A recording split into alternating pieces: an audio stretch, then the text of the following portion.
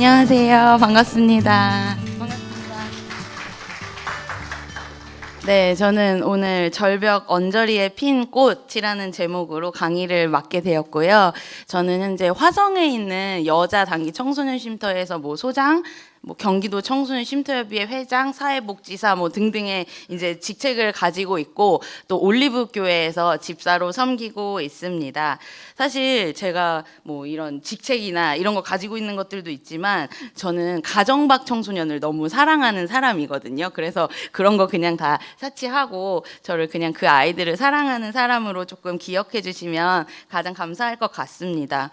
저는 청소년 쉼터에서 근무를 하고 있는데요. 지금 11년째 그곳에서 근무하고 있어요. 제가 청소년 아이들을 너무너무 사랑해서 이렇게 있을 수 있는 것 같고, 쉼터에 오기 전에도 이제 청소년 쪽에서 근무는 했지만 좀 이런 어려운 가정 밖에 있는 청소년들을 만나고 싶어서 좀 흘러서 한 15년간 청소년 일에 이제 종사를 하고 있습니다. 오늘 제가 이제 왔을 때는 여기 선한 울타리 멘토로 활동하시는 분들도 계신 것 같고, 또 자립을 준비하는 청년에 관심이 있으신 분들이 오늘 이 자리에 오신 걸로 제가 알고 있는데 혹시 맞나요? 네네. 우리 가장 소외될 수 있는 이 자립 청년들에게 마음을 좀 이렇게 쏟아주시는 공동체, 또 교회, 이 선한 울타리 사역을 정말로 제가 존경하고 사실 같이 현장에서 협업하고도 있거든요. 그래서 이 자리에 함께 오신 것을 너무 환영하고 또 축복합니다. 제가 부족하지만 오늘은 제가 일하는 청소년 쉼터를 좀 말씀을 드리면서 이 가정 밖 청소년에 대한 조금 나눔을 해드리고 싶은데요. 자립 준비 청년을 실제로 돕고 싶고 또 돕고 계시는 여러분들께 사실 이 일이 좋은 마음으로만 하기에는 또 지치실 때도 있다는 걸 제가 잘 알거든요, 현장에서. 그래서 그런 분들에게 조금 좀 위로와 또 격려와 용기가 되었으면 좋겠습니다. 그러면 먼저 제가 이제 근무하고 있는 청소년 쉼터에 대해서 좀 설명을 드리면서 시작을 하고 싶은데, 혹시 청소년 쉼터를 들어보신 분 계신가요? 제 생각보다 많아요. 한 10분 정도가 들어보셨다고 하시는데, 제가 일하고 있는 청소년 쉼터를 조금 설명을 드려볼게요.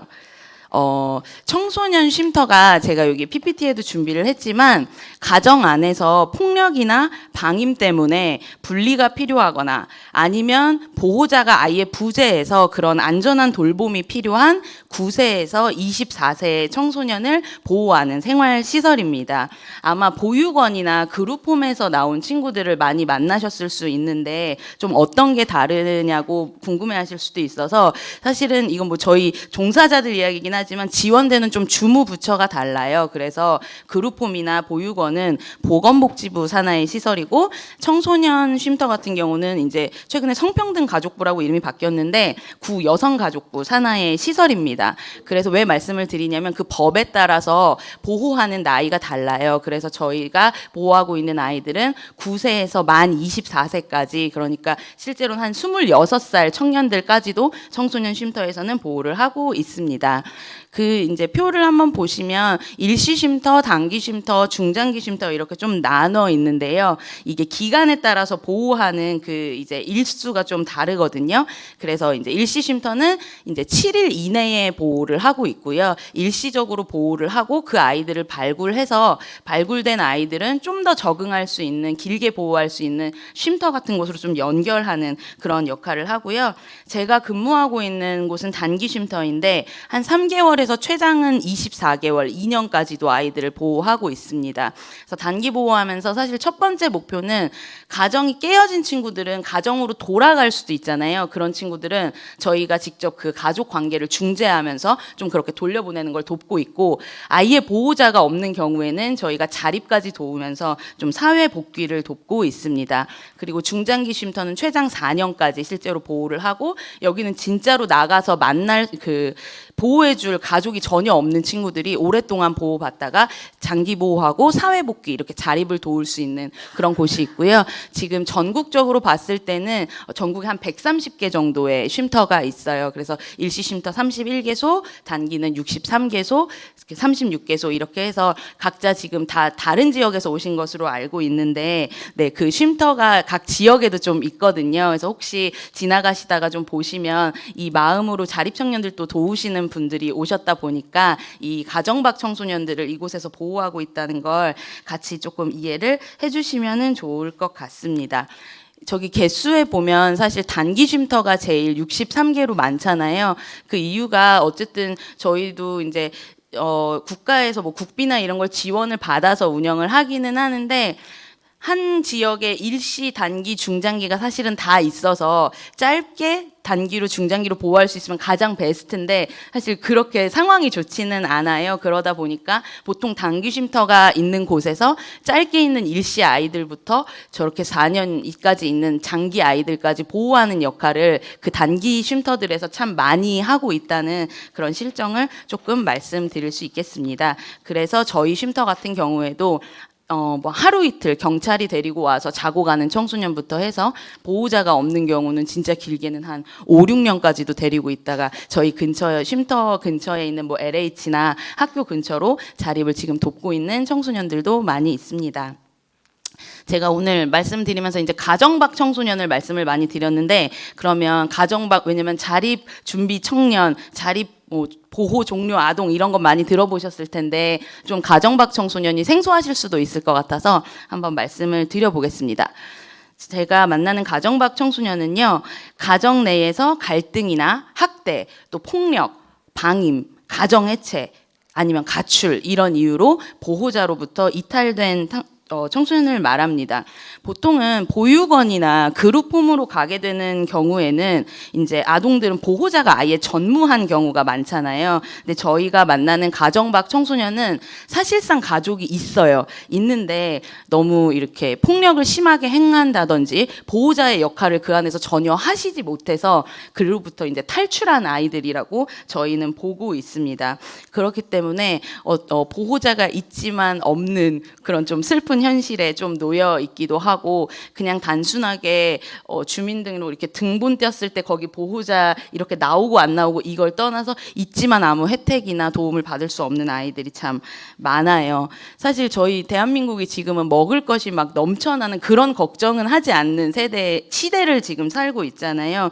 근데 제가 쉼터에서 근무를 하면서는 아직도 우리나라에 하루에 한 끼도 못 먹는 아이들, 라면 한 끼도 겨우 끓여 먹는 아이들, 그리고 집에서 구더기가 있는 환경에서 사는 아이들이 실제로 저희 쉼터로 오고 있는 아이들이 있거든요. 그래서 그런 아이들이 보호자가 역할을 여러 이유로 하지 못하기 때문에 쉼터들에서 보호를 하고 있고 그 친구들이 가정 밖 청소년입니다. 그래서 그런 이유 때문에 사회의 돌봄과 지원이 이제 필요한 청소년들을 저희가 가정 밖 청소년이라고 부릅니다.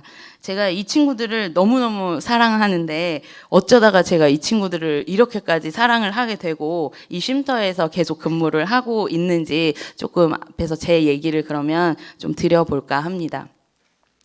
이제 제가 청소년 쉼터에서 근무하게 되는 이유를 좀 말씀드리고 싶은데요. 저는 이제 사실 어렸을 때 대가족 안에서 자랐어요. 저희 집에는 저는 이제 할머니, 할아버지, 엄마, 아빠, 오빠, 저 이렇게 해서 6명이었는데 중간에 또 저희 할아버지가 어머니를 모시게 되면서 그 증조 할머니까지 모시게 되면서 한 7명이 같이 컸거든요. 그래서 사실 저는 너무 사랑을 많이 받으면서 자랐어요. 제가 막내다 보니까 사실 뭐 이런 거 하나만 해도 가족들이 막 이런 것만 해도 그래서 그 안에서 막 온갖 집중을 받으면서 재롱 떨면서 그렇게 사랑을 받으면서 자라났는데 그러던 중에 이제 IMF 이런 상황들을 만나면서 저희 아버지가 계속 사업을 도전을 많이 하시다가 완전 몰락했어요. 부도가 나면서. 그래서 저희 집이 경제적으로 너무 어려워졌습니다. 그래서 그렇게 되다 보니까 할머니, 할아버지랑도 좀 분가를 하게 됐고요. 그 집이 계속 이사를 가다가 결국에는 이제 빚이 전혀 안 들어오는 그런 집까지 이사를 가게 됐어요. 그래서 거기 안에서도 뭔가 이렇게 열심히 살아보려고 제가 노력을 했는데 부모님이 어쨌든 경제적 어려움이 오다 보니 진짜 매일같이 싸우기 시작하셨고 계속 이혼 이야기를 했습니다. 아버지가 술을 너무 많이 드셨는데 술 드시고 들어와서 계속 새벽에 깨워서 저희를 힘들게 하고 뭐 엄마를 선택할 건지 아빠를 선택할 건지 이런 언제 이 가정이 깨질지 모르는 그 불안감 안에서 제가 청소년기를 조금 보냈습니다. 그러다 보니까 뭔가 열심히 산다기보다는, 막 세상에 대한 이제 분노가 제 안에서 들끓기 시작했어요. 그래서 생각보다 좀 어둡고 좀 그런 사춘기 시절을 좀 많이 보냈는데, 그 안에서도 모르겠어요. 제가 살려고 그랬던 것 같은데, 제가 그 반항을 많이 했었어서 좀 창피하지만, 중고등학교 때 저는 가출을 사실 밥 먹듯이, 그때는 쉼터가 있는지 잘 몰랐는데 했었고, 그래서 길거리에서도 자보고 친구네서 숨어서도 자보고 이런 일들이 많았고, 방황도 굉장히 많이 했습니다. 그래서 학교에 가도 집에 있어도 저는 문제아였어요. 어떤 선생님들이 저를 보시는 그 눈빛, 이런 것들이 다 기억이 나는데, 그러다 보니까 제가 하고 싶은 게 뭐가 있었겠어요. 가족들이 맨날 이혼한다고 하지, 맨날 그런 상황에서. 그래서 제가 꿈이 딱히 없었는데, 이제 그때 대학을 진학하던 때였는데, 이제 요즘은 좀 다른 것 같은데, 그때는 이제 분위기상 대학에 다 가는 분위기였거든요. 그래서 어디라도 가야 되는 그런 상황을 제가 생각을 했었는데, 그때 제 눈에 청소년 교육 상담학과라는 곳이 이제 눈에 들어왔어요. 그래서 그때 제 삶을 좀 이렇게 떠올려 봤을 때, 중고등학교 시기를 좀 생각하면서, 만약에 그때 내 삶에 내 이야기를 조금 그냥 들어주기만 하고 나를 믿어주는 어른이 있었으면 내가 그 정도로 외롭고 힘들지 않진 않았을까라는 생각으로 조금 이어지면서, 어떻게 될지 모르지만 내가 그런 사람을 아직 못 만난 것 같지만, 그럼 내가 그런 아이들에게 그런 사람이 되어주고 싶다, 이제 그런 마음이 좀 들어서 그 학과를 진학을 하게 됐습니다. 그리고 또 학교에 가서 학교에서 열심히 생활하다가 중간에 제가 이제 저도 교회를 다니는데요. 그렇게 방황을 하면서도 참 감사하게 계속 교회는 나갔어요. 뭐 친구 보러도 나가고, 선생님들이 사랑해 주는 것 같고 막 먹을 거 주고 그러니까 막 그때 나갔었는데, 그러다가 몽골에 짧게 뭐 일주일 이렇게 단기 선교 가는 걸 제가 계속 갔었거든요. 그러다가 그때는 진짜 하나님이 저한테 은혜의 마음을 쏟아 부으셨던 것 같은데, 몽골 그 선교지에 하나님의 마음이 너무 있어서 거기서 지내고 싶다는 마음이 너무 저한테 들어서 막 기도하고, 그러다가 그냥 휴학을 하고 1년간 몽골에서 같이 거기서 지냈습니다. 근데 그때를 지금 떠올려 보면, 지금 이제 뭐 몽골이 요즘에 막 몽탄 신도시 막 그러더라고요. 워낙 개발을 한국처럼 해놓고. 근데 제가 갔던 한 15년 이상 전에는 정말 막 대한민국의 한 5, 60년대 같은 그런 느낌이었는데, 그때 그 청년들하고 같이 지냈었는데요. 같이 지내던 그 선교사님이 삶으로 정말 그들을 어떻게 섬기는지를 보면서 제가 그때 뭔가 이런 신앙과 뭔가 예수님에 대한 생각, 성경에만 있는 게 아닌가, 그런 것들을 지금 생각해보면 굉장히 많이 배워갖고 온 시간이었던 것 같습니다. 그래서 제가 한국으로 와서 졸업을 하고 나서 어디서 이제 일을 해야 되지, 이제 그런 고민을 했을 거 아니에요. 그래서 고민을 하는데, 가만히 또 기도하면서 생각해 보는데, 저는 좀, 그러니까 저 같은 애들을 좀 만나고 싶더라고요. 이렇게 학교에서 공부 잘하고 부모님이 사랑을 많이 주고 이런 애들한테는 좀 이렇게 마음이, 저도 좀 뭐랄까 멀멀하다 그래야 되나, 이렇게 공감이 잘 안 되고, 그러다 보니까 그런 좀 애들을 만날 수 있는 곳이 어디가 있을까 하다가, 이제 재판받는 친구들이 있어요. 소년법 위반해서 그 친구들이 뭔가 이렇게 명령을 받고 그거에 대한 처분으로 뭐 집단 상담도 하고 상담도 하고 가족들 캠프도 가고 이런 것들이 많은데, 그런 곳에 이제 가서 일을 한 2, 3년 정도 하게 됐습니다. 그 일을 하면서 아이들을 만나는 시간이 조금 정해져 있었거든요. 이제 법원에서 명령을 따르는 거라서 뭐 20시간, 40시간. 근데 그 안에도 조금씩 변화하는 아이들이나 가족들 모습을 제가 봤어요. 그래서 그걸 보면서 이게 진짜로 의미 있는 일이구나, 그런 생각을 조금 하게 됐고, 근데 이제 하다 보니까 약간 그런 변화를 보게 되면 좀 중독성이 있는 것 같은데, 제가 생각할 때는. 그래서 하다 보니까 20시간은 너무 짧다, 2박 3일 이런 거 짧다, 얘네를 어떻게 계속 볼 수 있는 어떤 방법이 없을까, 그런 생각을 하다가 여기 청소년 쉼터까지 아예 오게 됐고요. 저희는 생활시설이라 365일 아이들이 그 안에서 같이 살거든요. 그러니까 밤에도 야근이 많은 편이긴 한데, 잘 때 좀 이따 만나, 자고 만나, 선생님들이랑도 그렇게 인사를 하고 아침에 와서 또 인사하고 아이들이랑 같이 지내고 있는데, 네, 울고 웃으면서 거기에서 지금까지도 그런 원동력을 가지고 제가 일하고 있습니다. 근데 제가 이제 쉼터에서 근무를 한다고 하면은 저한테 많이들 물어보시는 질문이 있거든요. 혹시 어떤 질문을 좀 받을 것 같으신가요? 쉼터에서 일한다. 아이들이 무섭지 않냐. 네, 또 혹시 지치지 않냐. 그러니까 너무 잘 아셔요. 그런 질문 제일 많이 받는데 그 중에서도 우리 말씀해 주신 것처럼 이런 얘기 많이 하세요. 애들이 가출한다 그러면 어디서 뭐 담배나 피고 침이나 뱉고 뭐 술 먹고 뭐 사회의 어떤 막 그렇게 보시는 분들이 계셔서 무섭냐는 질문 많이 듣고, 두 번째는 또 걔네들 좀 너무 위험하지 않냐. 요즘엔 세상이 뭐 도박도 하고 마약도 하고 걔네 다 막 눈 풀려서 이런 애들 만나는 거 아니냐. 하다가 선생님을 어떻게 해코지하는 거 아니냐. 이런 질문을 많이 받는데요. 제가 좀 대답 드릴 수 있는 거는 저는 아니에요. 진짜 절대 100% 아닌데 제가 자신 있게 아니라고 말씀을 드릴 수 있는 이유를 오늘은 조금 여기 이제 경험 많으신 분들도 선생님들 오셨으니까 조금 이제 근거를 좀 가지고 오늘은 좀 같이 나눠 보겠습니다. 네, 웬 이론이야, 막 이렇게 생각하실 수도 있는데 요점만 제가 좀 잘 해볼게요. 브론펜 브레너라는 분이 생태체계 이론이라는 걸 만드셨어요. 뭔가 사실 구체적으로 들어가면 뭐 미시체계가 있고 거시체계가 있고 뭐 이런 것들 얘기하는데 그 좀 요점만 말씀드리면 인간의 발달은 개인의 어떤 내부의 요인으로만 설명될 수 없다는 그런 말씀을 하시는 그런 관점이거든요. 제가 좀 더 앞에서 제 얘기를 드렸으니까 이해하기 쉽게 한번 좀 설명을 드려보자면 사실 저는 아까 말씀드렸지만 저희 아빠 사업이 부도가 나기 전까지는 굉장히 막 이런 거 맨날 집에서 하면서 사랑만 받으면서 화목한 가정에서 자랐거든요. 근데 부도로 경제적 어려움이 생기니까 부모님이 매일 싸우고 그러다 보니까 가족 관계가 무너지고 그 안에서 제가 혼란을 겪고 그러니까 제가 너무 가족이 안전하지 않다고 그때 느끼기 시작했던 것 같아요. 안전하지 않으니까 그 밖으로 자꾸 이탈한 거예요. 도망가고. 그 기본적인 울타리가 무너지니까 제가 안전하지 못하다고 느껴서 그런 행동들이 나오게 된 것이지, 뭔가 그냥 처음부터 제가 태어났을 때부터 나 문제야 이렇게 태어났던 거 진짜 절대 아니었거든요. 근데 그렇게 되니까 학교에서도 제가 낙인 찍히기 시작했어요. 뭔가 학교를 잘 안 간다든지 말을 잘 안 듣는다든지 연결이 되니까. 그래서 저에게 문제야라는 낙인이 있었는데, 이런 관점에서 봤을 때 저를 보셨을 때 문제 행동을 하고 있는 제가 그냥 저 자체가 문제야인가요? 그렇게 저는 보지는 않는 것 같아요.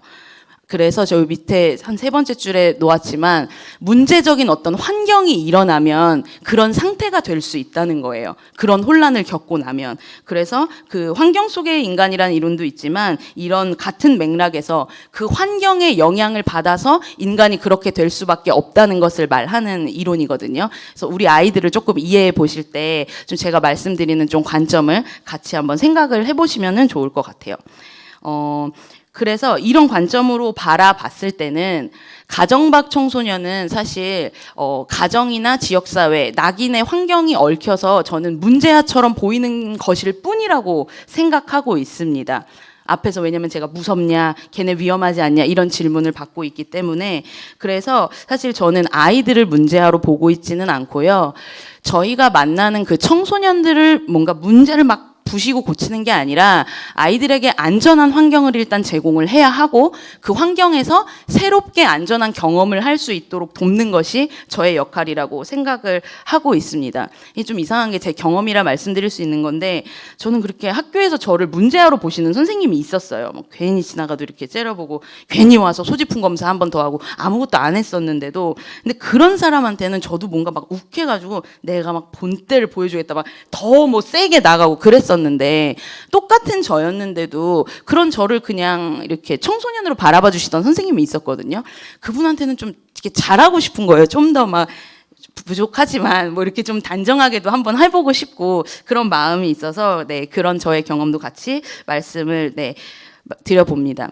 근데 단순하게 환경이 너무 어려웠다, 그래서 그 맥락 안에서 이 인간을 다 이해를 해야 하냐, 그걸로 그냥 다 품고 공감하고 그걸 감수할 수 있느냐 이렇게 생각을 하실 수도 있을 것 같은데, 그 부분만 가지고는 저는 현장에서는 조금은 한계가 있었거든요. 그래서 거기에 또 제가 다른 이론적인 관점을 한번 더해서 좀 바라보는 걸 말씀을 드려보고 싶은데요. 제가 말씀드리고 싶은 거는 강점 관점입니다. 이걸 좀 장착하고 저는 현장에서 일을 하고 있는데, 이 강점 관점을 설명드리기 위해서 먼저 제가 만났던 좀 케이스의 2명의 아이의 이야기를 한번 드려볼 테니까 한번 들어봐 주시면 좋을 것 같습니다. 일단 어떤 차이가 있는지. 첫 번째 아이는요. 이렇게 제가 붙였어요. 너무 지금 생각해도 걔는 까칠한데, 까칠한 친구가 제가 만났을 때 쉼터에서 23살이었거든요. 이 친구가 되게 오랜 시간 가정 안에서 폭력을 만나고 막 무시를 당하고, 그래서 이 친구가 고등학교 때부터 계속 가출을 반복하다가 저희를 만나게 됐어요. 그래서 막 세상 자체에 얘가 벽을 치고 뭔가 이렇게 단단히 그 마음을 높여서 쌓아둔 아이였고, 제가 뭐 얘기를 하면 제가 그런 걸 해서 뭐예요? 어차피 안 될 텐데 나는 쓸모없는 존재예요. 우리 부모가 나한테 그렇게 말했어요. 이런 이야기를 일삼던 친구였습니다. 뭘 하자고 해도 하고 싶은 것도 없고 나는 태어나지 말았어야 됩니다. 이런 얘기를 할 정도로 무기력했고요. 그러다 보니까 좀 생활 습관이 안 잡혀 있었는데, 저희는 생활시설이니까 이제 먹고 자고 이런 걸 같이 하잖아요. 기본적으로 제 시간에 일어나는 것, 밥을 먹는 것, 씻는 것, 왜냐면 23살이면 이 친구가 이제 성인인 나이인데 그런 것들이 전혀 안 돼 있었어요. 그래서 이걸 막 가르치고 막 일어나 막 뭐 별의별 방법 진짜 다 써봤거든요. 뭐 이렇게 간지럼도 펴봤다가 어느 날은 그러다가 막 혼도 냈다가 뭐 여러 가지를 해봤었는데, 그것 때문에 많이 이제 가르치면서 사사건건 부딪혔었어요. 근데 또 어떤 때는 너무 무기력할 수밖에 없다고 얘기하면서 또 하루 종일 게임만 하는 거예요. 선생님들이랑 보면서도 야, 게임할 에너지가 있으면서 무기력하다고 하는 건 좀 어떤 앞뒤가 안 맞는 얘기 아닌가, 막 이런 약간 열받음도 또 있었고요. 어느 날은 저희가 교육하면서 이렇게 저희도 강사님을 모셔가지고 아이들이랑 뭐 경제 교육도 하고 여러 가지를 하는데, 이 친구가 대놓고 그분한테 막 손가락질하면서 당신 싫다고, 뭐 이렇게 교류가 없었거든요. 그러면은 또 데리고 가서 뭐 왜 그랬냐 이런 일들이 좀 있었어요. 그러니까 담당자로 제가 너무 힘든 거예요. 어떤 방법을 써도 얘네한테 이제 안 먹히고, 그래서 이제 너무 이제 좀 막막했어요. 얘를 내보내려면 가정복귀를 시키는 게 일단 중요했는데 가족관계가 너무 깨어져 있으니까 불가능했거든요. 그래서 자립을 시켜야 되는데 얘는 뭐 씻지도 않는 애를 자립을 제가 어떻게 시키겠어요. 희망이 진짜 안 보였습니다. 그래서 되게 몇십 번을 면접을 보고 해서 끝에 결국 취업을 했는데요. 저희는 단체 생활이다 보니까 이렇게 규칙이 좀 있거든요. 그 안에서 뭔가 음주하고 무단외박하고 이런 것들이 쌓이면서 퇴소를 하게 됐어요. 제가 이제 이 아이를 어쨌든 그런 상황 때문에 내보냈는데 오랫동안 제 마음이 불편했어요. 그 아이들을 보내고. 왜냐면 뭐 괘씸하고 이런 걸 다 떠나서 얘가 나가서 좀 살 수 있을까? 막 이런 막막함 때문에 제가 되게 걱정이 컸던 것 같아요. 그래서 이 까칠이란 친구가 1번이었고요. 2번 친구는 이제 기특이라고 제가 이제 칭할게요. 이름부터 벌써 뭔가 흐뭇해지는 어떤 친구인데, 이 친구는 24살의 청년이었어요. 상황은 좀 비슷했던 것 같아요. 가정복귀는 좀 힘들었고, 그리고 자립을 하고 싶다고 말하던 친구였고요. 좀 근데 이 친구하고 왔을 때 이야기를 좀 나누다 보니까 이 친구가 이전에 짧지만 직장 생활을 했던, 아니면 아르바이트를 좀 했던 경험들이 있더라고요. 뭐 짧게는 뭐 일주일 하다 뭐 잘린 것도 있지만 한 달까지도 해보고, 그리고 그래서 저는 그거를 좀 실패라고 보기보다 뭐 퇴사를 했다 이런 거라기보다 직장 경험이 있는 게 참 대단하다 그렇게 생각하고, 그거를 조금 강점으로 이 친구를 봤어요.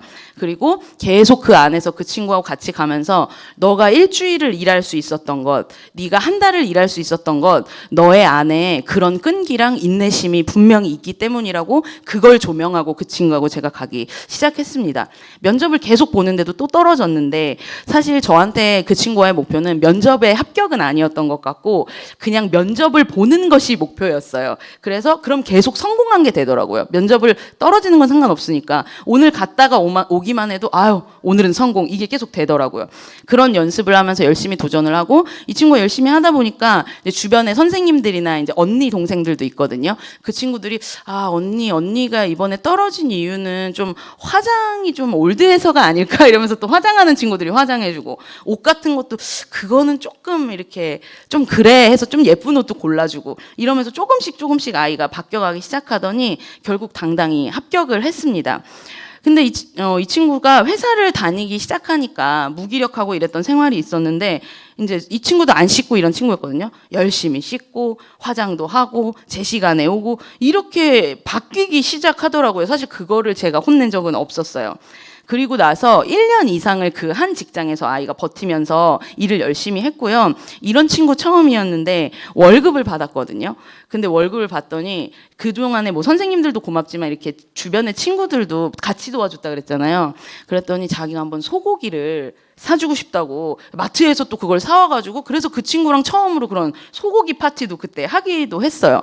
그러더니 그게 좀 자신감이 생겨서 그랬던지 그 가족한테도 소고기를 선물로 보내더라고요. 그래서 제가 많은 노력을 안 했는데 또 가족과의 관계도 좀 좋아지게 되는 거예요. 이 두 가지 사례를 제가 이제 말씀을 드려봤는데 사실 나이가 1살 차이 나잖아요. 되게 비슷한 또래고 상황도 크게 다르지는 않은데 이게 좀 다르지 않나요?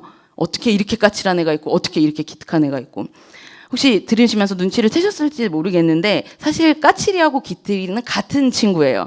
23년도에 제가 만났을 때는 그 아이를 까칠이로 기억하는 거고요.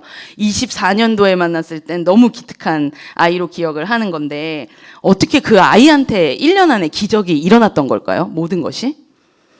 그게 전혀 아니었어요. 사실 그 아이한테 기적이 일어난 게 아니라 저한테 제 시선에 기적이 일어났었던 것 같아요. 그 아이는 처음부터 그 안에 잘하고 싶은 마음, 끈기, 누군가 그걸 바라봐 준다면 할 수 있는 것들이 있었을 텐데 저는 그걸 보지 못한 거예요. 그러니까 맨날 일어나도 야, 또 뭐 씻어라, 뭐 해라, 너 또 떨어졌지, 이러니까 그렇지, 게임만 하니까 그렇지, 뭐 이런 얘기만 계속 쏟아냈던 저와 오늘 하루도 그걸 성공을 했던 그 저의 차이가 조금 있었던 것 같습니다. 그걸 격려해 주다 보니까 까칠이가 제 마음 안에서, 눈 안에서 이런 기특이가 되었어요.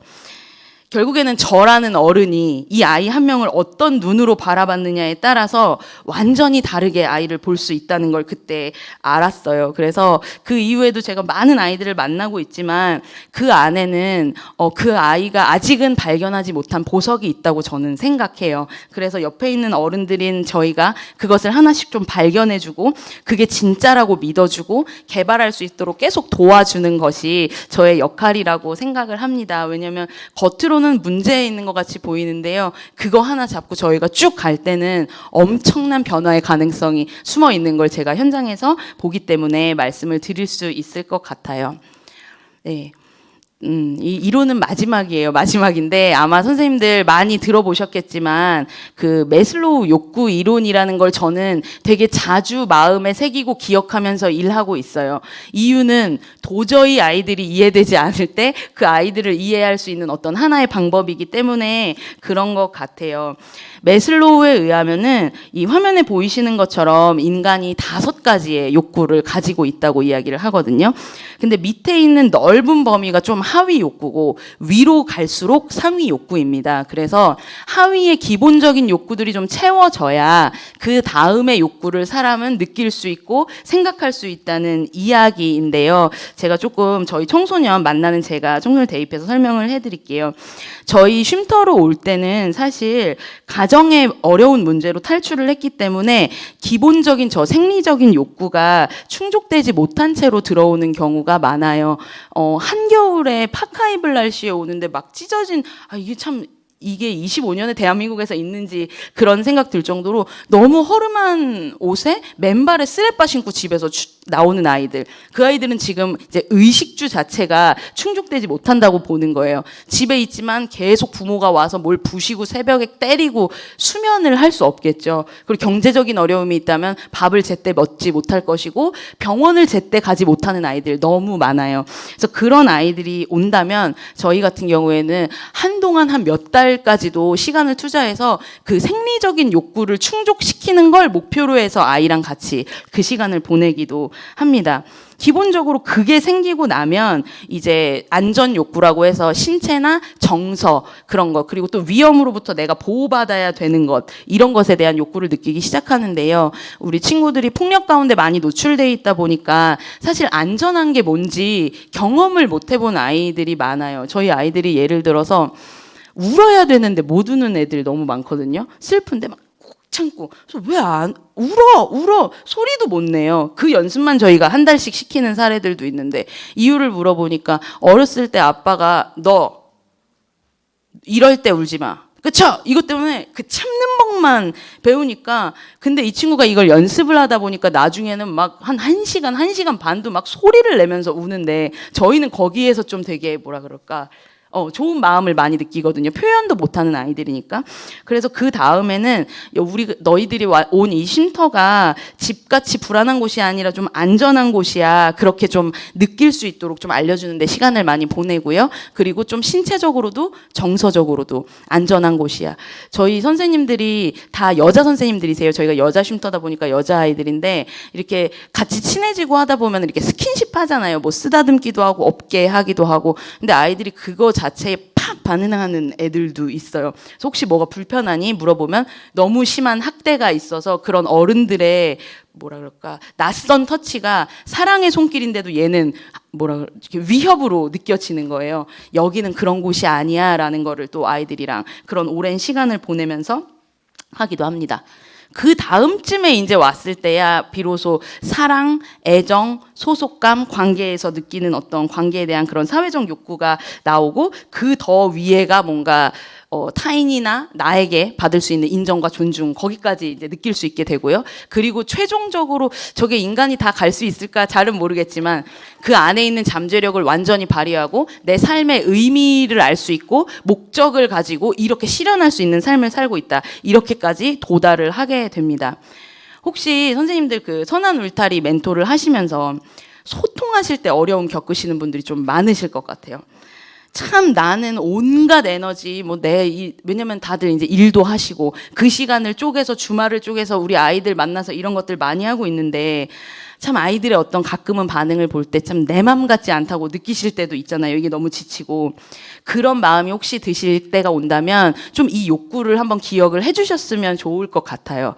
왜냐면 아이가 혹시 지금 의식주도 해결이 안 되고, 왜냐면 자립준비 청년들은 아직 그 이후의 자립에 혼자만 남는 상황이잖아요. 그리고 제가 알기로는 선한 울타리에서 그 공간을 마련해주고 이런 것도 돕는 걸로 알고 있는데, 그게 아직 안전하다고 느끼지도 못하고 있는 혹시 아이의 상태인데, 내가 거기에서 나랑 관계 맺자, 너 여기 공동체 소속되니까 얼마나 좋니? 혹시 이게 욕구가 달랐다면, 그러면 아이가 그냥 단순하게 뭐 감사를 못하고 이런 게 아니라 지금 저 단계에 머무르고 있어서 다를 수도 있겠구나. 그러면 혹시 그 하위 욕구를 아이들한테 물어보면서 요즘에 혹시 그게 필요하니? 그걸 도와줄까? 아마 이야기하실 수 있을 것 같아요.